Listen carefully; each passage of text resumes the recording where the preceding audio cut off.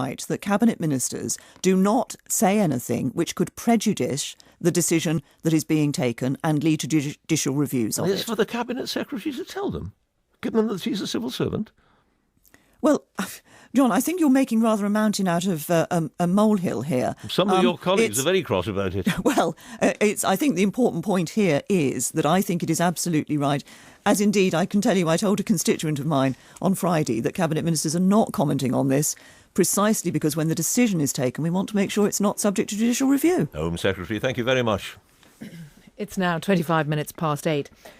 Here's a question. How do horror movies work? How does the filmmaker seem to know us better than we know ourselves?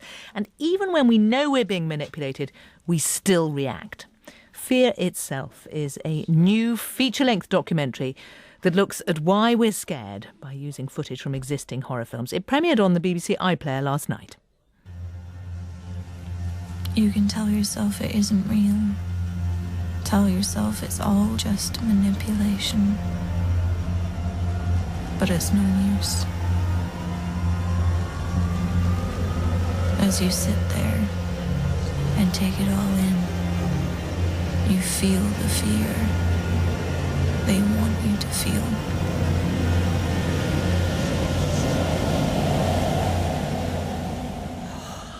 Sudden chill in the studio. Fear Itself, which you can see on iPlayer. Its director Charlie Lyne is here with me in the studio, as is Dr. Adam Perkins, who lectures in the neurobiology of personality at King's College London. Good morning to you both. Yeah.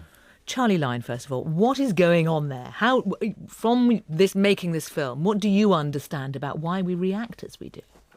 Well, I'm sure my very kind of layman understanding, which Adam could probably correct, is that it's essentially very similar to the way that we react in the real world. You know, we're responding to audio-visual stimuli, taking that information and instinctively turning it into something that feels like fear. And what I find fascinating about horror movies is that we essentially can't tell the difference between the real thing and this constructed reality that has been put in front of us by a filmmaker. We know we're being manipulated and yet we still react. Yeah, you exist on this split level where you're aware of it and yet you can't help. Dr. Adam Perkins, I mean, that is extraordinary, really. Even knowing, you still get goosebumps, the hair goes up in the back of your neck. Exactly. We're basically cavemen running around in the modern world. Our brain hasn't evolved to catch up with high-definition screens and things. So at some level, we still see images of gory scenes and get affected by them as if they were real. To some extent, not quite as realistically, but it's still there. And what are we reacting to? So the brain has two systems that deal with threat.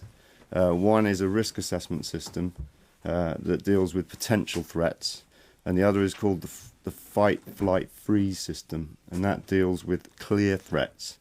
And the risk assessment system mediates anxiety, apprehension, and the fight, flight, freeze system mediates terror. And these systems flick backwards and forwards very flexibly depending on the situation. So a good example in everyday life is when we're at home on our own late at night, in bed probably, and you get woken by a suspicious noise, say broken glass. It may be a squirrel knocking over some milk bottles, or it could be a psychopathic prowler who wants to insert things into your body. You know. But you don't know. So you haul yourself out of bed, you come downstairs, you're feeling this apprehension, and you flick on the light switch in the kitchen, and there he is in his ski mask with his butcher's knife. And at that point, your brain also switches, so the apprehension goes, and you just have sheer terror. Okay. But what's interesting, that is clearly your horror.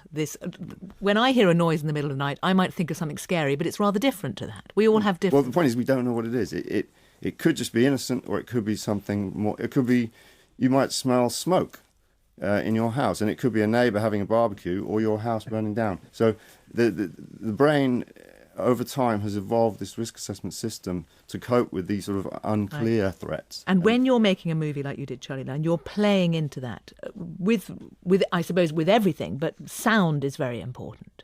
Yeah, well, attempting to, certainly. I mean, we tried in the film to explore all those kind of ideas, but at the same time trying to kind of play with them. And sound is vital to that. You know, we had a score composed by a musician called Jeremy Wormsley that exploits lots of the same techniques that regular horror movie scores do. So I'm sure Adam could tell me more about this, but non-linear sounds is an idea that I understand is very widely used in horror soundtracks, which is stretching instruments kind of beyond their normal vocal range or musical range, imitating the sounds that animals make when they're afraid, and that we have learned to kind of recognise evolutionarily as signs of fear or signs that there's a danger close to us. And I think filmmakers just intuitively have sort of tapped into these two systems. So I've watched a few movies that are horror movies. I'm an amateur when it comes to filmmaking and understanding movies, but I've seen these movies where apprehension is built gradually. Okay. There's a footsteps outside, and then there's a doorknob rattling, and you either jump out of your skin when the door opens and it is a ghoul, or it's the milkman. Why do we want to watch this, though? Because, well, I think it relates to what's known as a relief of non-punishment. So in animal learning studies, they've shown that when animals are expecting to get punished and then they don't, there's a kind of rebound effect.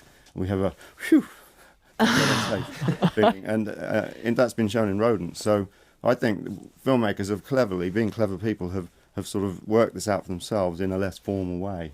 And I think there's unknowingly often. Yeah, I don't think it's even a conscious process, but filmmakers are reflecting what they know about the real world. Yeah, and it's pleasing. Waiting for the exhilaration of the relief at the end. Yeah, and it's kind of pleasing to see this convergence. It's like a sanity check for your research, where intelligent people who aren't scientists have nevertheless converged on the same approximate pattern. How extraordinary. Dr. Adam Perkins and Charlie Line, thank you both very much. Thank you.